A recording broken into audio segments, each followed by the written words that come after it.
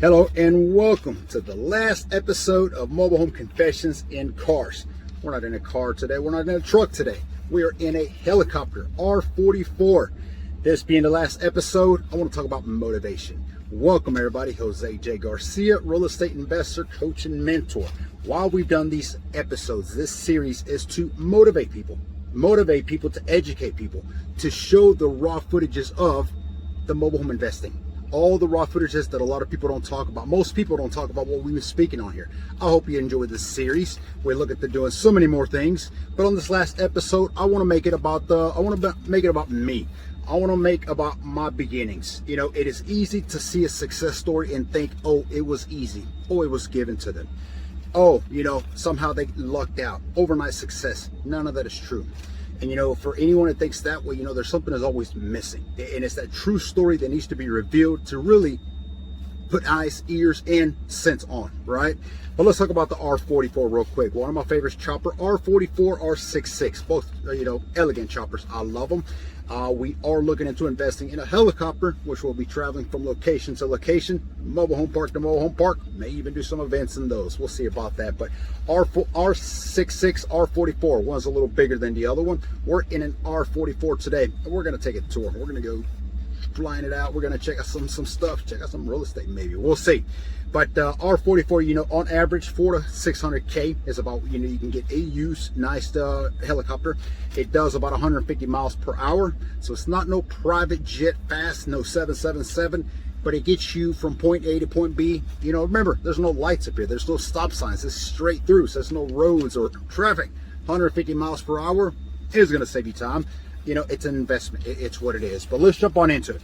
My story, my beginnings, and how I came to be mobile home king, as most of you know me as. All right, hasn't always been easy. A lot of people think it's given, it's easy. It's not. Guys, you can become anything you want to become. I truly believe that. I really do. But you got to be willing to put the efforts to go to it. Now, some people want to talk about all the reasons why they cannot do something. He or she who believes he or he can't is both typically right. It's all your mindset. So let's go back to my beginnings. Born in Mexico. Okay, Mexico, that was 30 plus years ago. I'm still in my 20s. I like to think I'm in my 20s forever. We moved to Texas, the United States of America, land of the dreams, the freedom. 9 years old. I didn't speak any English.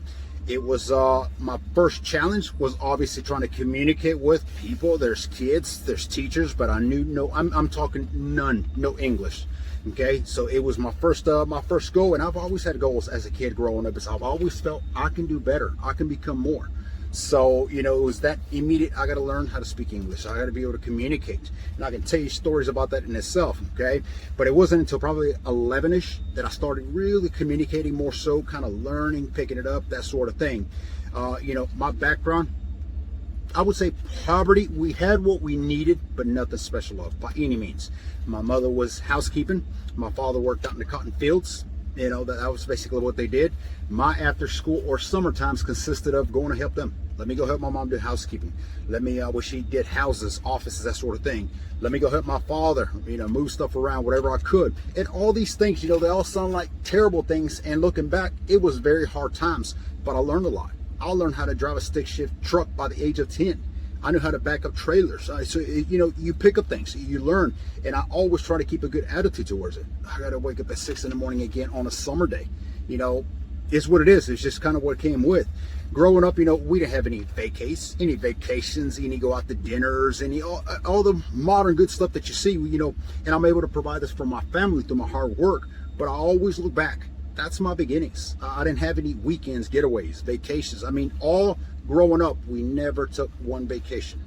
Never. It was one of those. It was school, come home and help. Pretty much all you did. Okay. At the age of 14, we moved to Georgia, Atlanta, Georgia. That's where it was another shift, another transition, another challenge. You know, just go. Of course, when it came to the whole background, not really changed. It went from agriculture to poetry, but still housekeeping. And I was still helping out. I was still doing what I could. We lived in a farm. We lived in a single wide, 2-bedroom, 1-bath mobile home, 7 of us. You do the math. I'll leave that one there. Okay. I don't have this, I don't have that, is what it is. We learn. We become who we become because of our challenges. Our challenges makes us either better or breaks us. He or she who decides to quit, you decided to give up on that.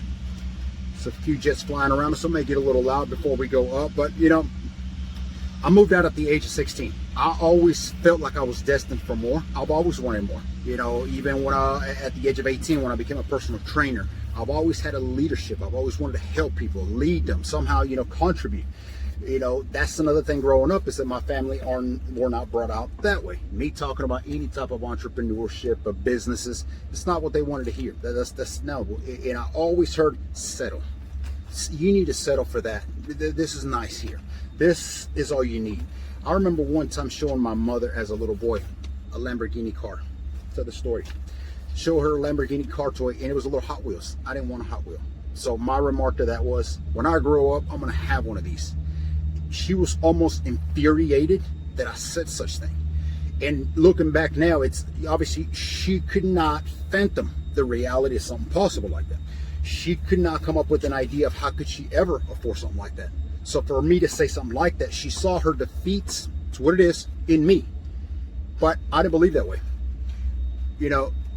Again, it's all what you're willing to believe and pursue. Your visions are your visions, not anybody else. Don't ever let anybody else tell you what you can or can't become. That's up to you, okay? 16 years old, I moved out. I've had enough. It's just not what it was going to be. I dropped out of school, okay? Dropped out of school. I started doing labor jobs, duties here, there, whatever I could pick up, living on my own. I lived with a few friends, paid my rent, and just kind of always, again, kept pressing, destined for something. I ended up getting a job at a corporate where there was opportunities to grow within the company. And I thought, there it is. And they said, you can start low, but without any education, you're probably not going to make it much levels. I didn't listen again. I don't want to listen to what I can't become. So I started out as a sweeper. I was sweeping around the company, and they noticed that, I would stick around in the offices a little bit longer. I wanted to hear what they were talking about and kind of gradually pick up things. So they later on asked me, do you want another position in here? You hang out in the office a lot. We actually need a dispatcher. I don't know if you can do that, but I said yes. I didn't know what it was. I didn't even know what it meant, but I said I'll do it. It meant it was my first step in the office. I stuck around. I moved up the ladder, kept going, because again, I thought, no, this is my way into success. I'm going to be in corporate America, corporate world. I don't have an education, a degree, okay? And I did. I kept climbing. But I kept constantly thinking, I am meant for more than this. I'm meant for just to have a job. Rush out of the home in the mornings to get into a cubicle. It's just something that's off about that. But I kept trying. I kept working. I kept climbing. And I ended up as a third level logistics manager is what it was. Which at that point it required multiple degrees. I didn't have them. I didn't need them. They were based on my skill, based on my experience and how good I was. So, but I realized, again, this is not for me. Something is off. 10 years ago, I got married. I am happily married. I have an 8-year-old son full of energy. He's wild and he can be expensive.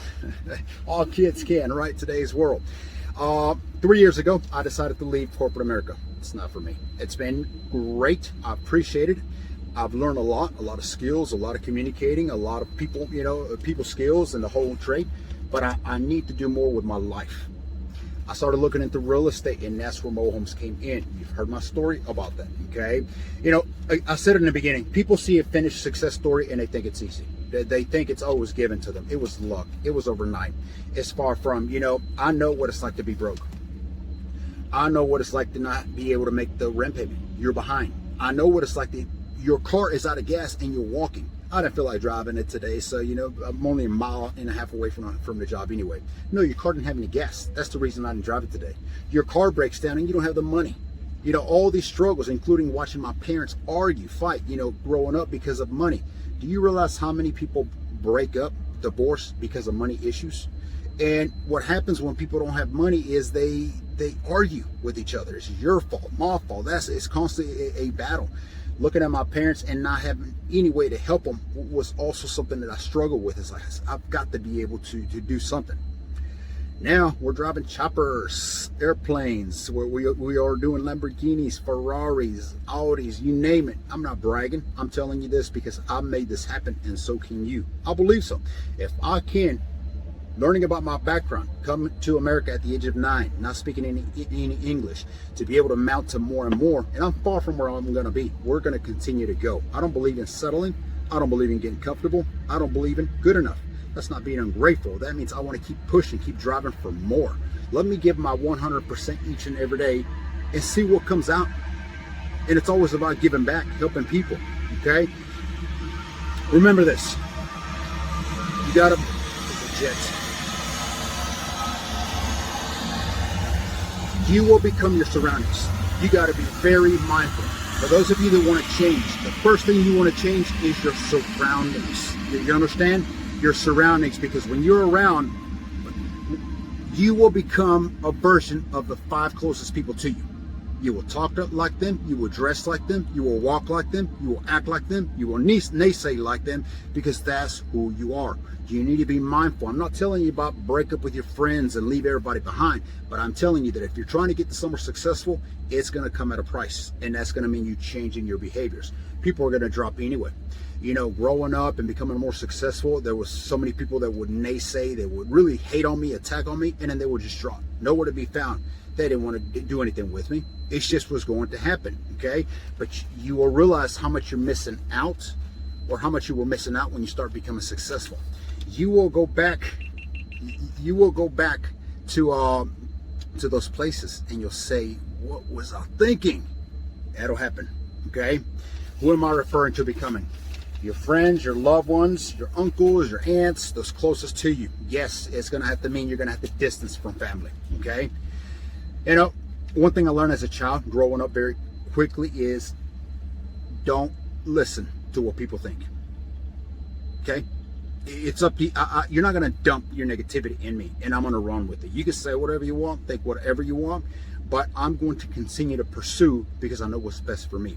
And when you're getting started, it may seem hard and harder because you don't have any success, but you're trying to acquire it. They're hating you. You constantly batter yourself. Maybe they're right. You know, don't say that. You know, it is not. Mobile homes have been great for me. They have been truly the exit out of corporate America, out of that rat race. And I did so July 2nd, 2020, 3 years ago. It has been the best thing I've ever done. I mean, the time allocated to what I was doing there, not being able to take time when I want to, constantly having to ask, can I be off this day? Hey, can I take this, that? You know, it's constant permission asking, and you know, it's a job. It's what it is. But this is why I'm so passionate about this industry, because it can give you that ability. It'll give you that ability to spend the time you deserve with your families, your loved ones, to be able to do what you want to do. This YouTube series is just another example of that. We are out here doing this when we want, how we want, with who we want. Freedom, that's what it is. Okay, freedom is what it is. My advice to all of you who are barely making ends meet or struggling, stop wasting time, okay? Stop hoping, wishfully, giving ideas or thoughts that are not real, and take action. Because taking action is what's gonna make a difference. I hope to see y'all. Join me, GarciaMHU.com. I hope to see you soon. Let's go out for a flight. Jay Garcia, the mobile home king. He's got the vision and the game, he's still progressing. From trailers to mansions, making moves so bold, turning those wheels into gold. The story never gets old. He bought him low, fixed him up, made him shine like new. Sold him high, stacking cash, his profits always grew. His reputation is strong, people are talking, words spreading like wildfire. He became the nation's spark. Jay Garcia, the man with the golden touch. Every deal he made, you know he never clutched. He believed in his hustle, he believed in his dreams. In the mobile home game, he is the king.